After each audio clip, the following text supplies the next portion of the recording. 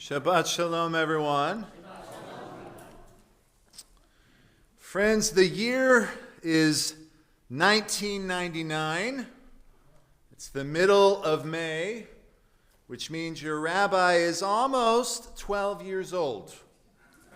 And the world is a very exciting place because Kyle Burrow, the kid who lived down the street from me, has just received for his birthday what many might consider the greatest video game ever released, The Legend of Zelda: Ocarina of Time.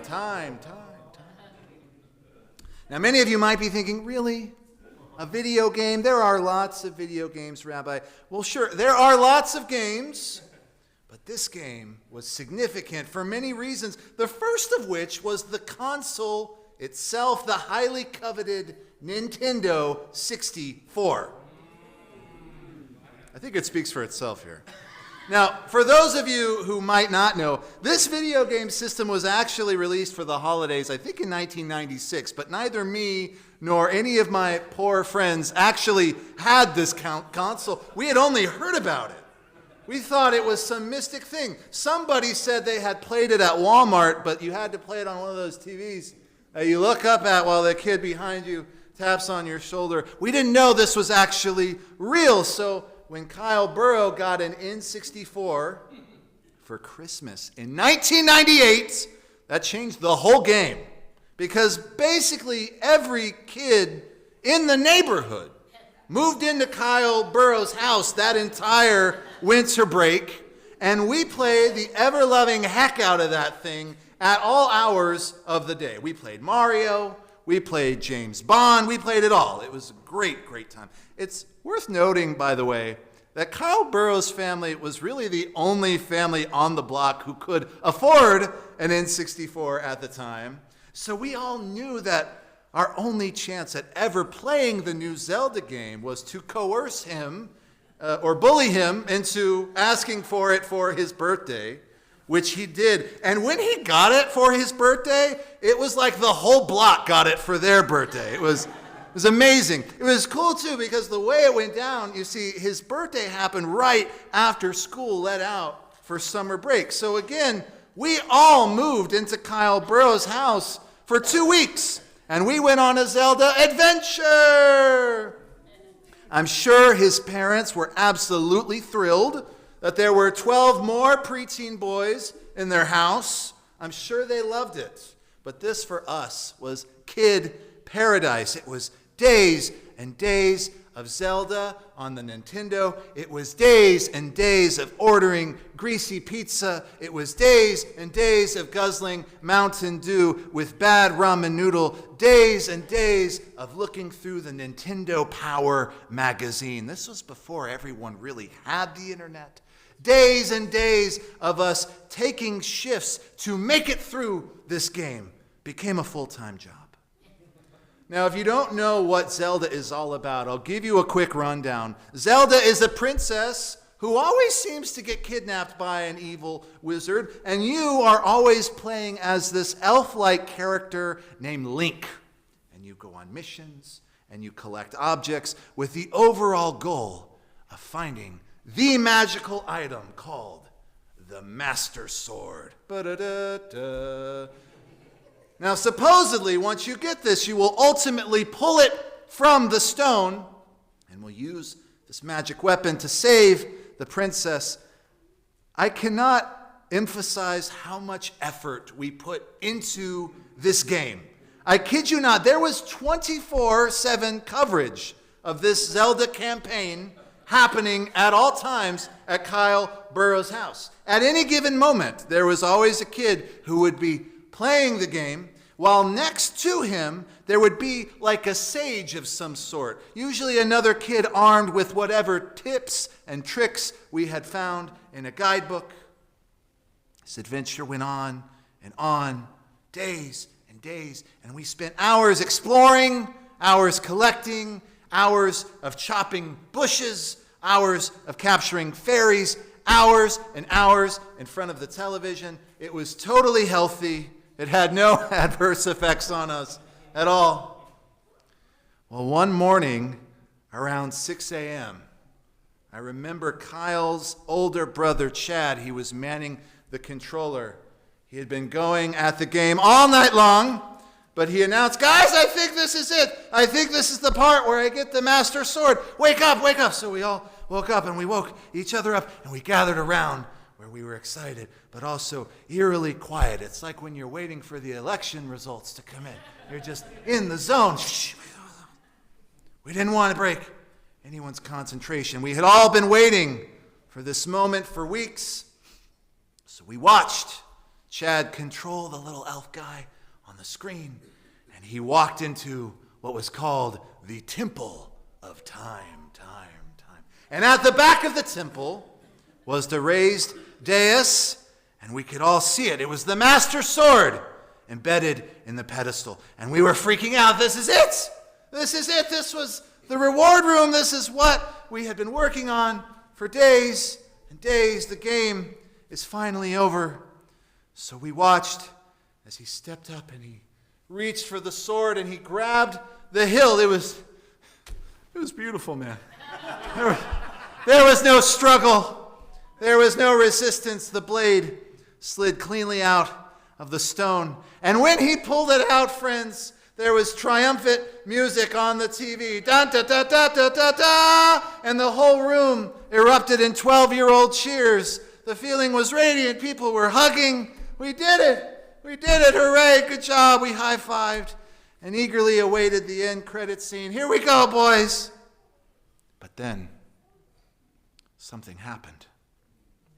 A light erupted on the screen, not an outward like explosion, but inward, as if the temple of time itself was folding in. The screen was flooded with brightness, and that's when we noticed that our little elf's body was engulfed, suspended in a kind of void, and everything on the screen went black, and it made a sad sound.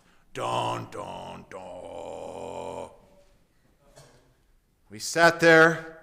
Our 12-year-old brains were stunned.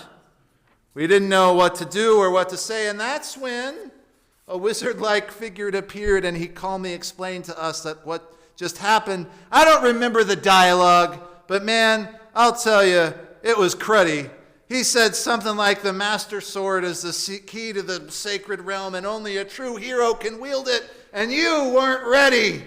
So instead of letting you act too soon, the sword sealed you away for 7 years. And now, he said, the true mission of saving the princess must begin. The true mission? We all stared at the screen in disbelief. One kid, I don't remember what his name was. This is what he said. He said, "So what does that mean?" And we watched Chad look up from his copy of Nintendo Power. Apparently, he had read ahead and was looking at the spoilers. And he calmly spoke and said the tragic words, "It means that everything we've done so far was just a prologue." Friends, I don't know about you, but after a Jewish holiday, I sometimes feel similarly. Because you see, Jewish tradition is really great about ending the holiday on a high note, but it oftentimes glosses over the fact that the story we just celebrated was really all just the prologue for the bigger story. For instance, on Hanukkah, we celebrate the Maccabean revolt and their victory over the Greeks and their reclaiming of the temple and the miracle of the menorah. But once that anecdote is over, that's when we close the children's book version and quietly stop telling the actual story. Because the truth is that when that happened, historically, the trouble actually began. The Hasmoneans, the guys who reclaimed the temple, they installed illegitimate members of their own family into the priesthood and other governmental roles. And they all killed each other for centuries, or literally stabbed each other in the back, and they fought for power and control until years later, King Herod married into the family and killed everyone else. Yeah, that sounds so much more fun.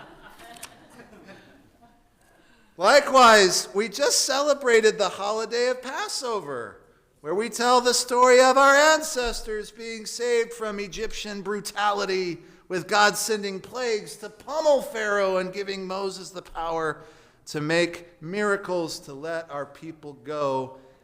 Then we close the Haggadah, and we don't talk about the part where people wander in the desert for 40 years, and they have to wait for every person, including Moses, to die off in the wilderness before making it to the promised land. That story is not in the Prince of Egypt. You see, friends, sometimes we think we've completed the mission. Sometimes we think we've checked the box. Sometimes we think we're home free, the story is over. But in reality, it's only just begun. Last night, every Jew in San Antonio gave a great sigh of relief as the sun set and we dialed our favorite pizzeria, ready to devour some much-needed chametz. We were all elated. We just finished Pesach. We had survived cleaning our houses. We survived the seders. We survived all of the people. We ate too much matzah, and we all thought we did it. Spiritual level achieved. Game over. I even put the Haggadah back on my little shelf like it was a trophy. 100% complete. But then, this morning arrived, and suddenly we realized that the laundry didn't get the memo that we were done.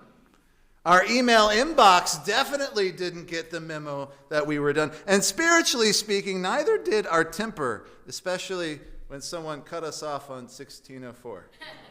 Was that just me? The truth of the matter is that oftentimes Jewish holidays are like that video game moments. Just when we think we've reached the spiritual finish line, we realize we've only unlocked the next chapter. Pesach ends and we think we're done with redemption.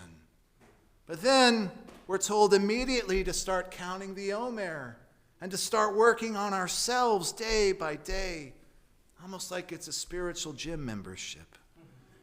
We have all just finished the holiday and we trick ourselves into thinking, okay, now life will return to normal. But Judaism says, normal? No, now we work on refining your character. And maybe that's the real irony that we all live with, this illusion that there is a moment where we finally get to say, I'm done growing now. But I hate to tell you, friends, that's not how life works. In fact, because you're here in shul after Pesach trying to figure out how to be better, kinder, more patient, better people in a world that keeps testing your patience in real time, you already know the game hasn't ended. You've just changed levels. So in conclusion, if you want my advice, don't rush to declare yourself finished, because most of life is still unfolding before us. And the real work of becoming who we're meant to be usually starts right after we think we're done. And if you're wondering what happened in 1999, well, after we found out that there was an entirely new game to finish, we all went home that morning. I think we were done. And later that afternoon, a miracle happened. Me and Kyle Burrow went and played outside for the first time in weeks. Turns out, I've never been happier to say game over. Shabbat Shalom.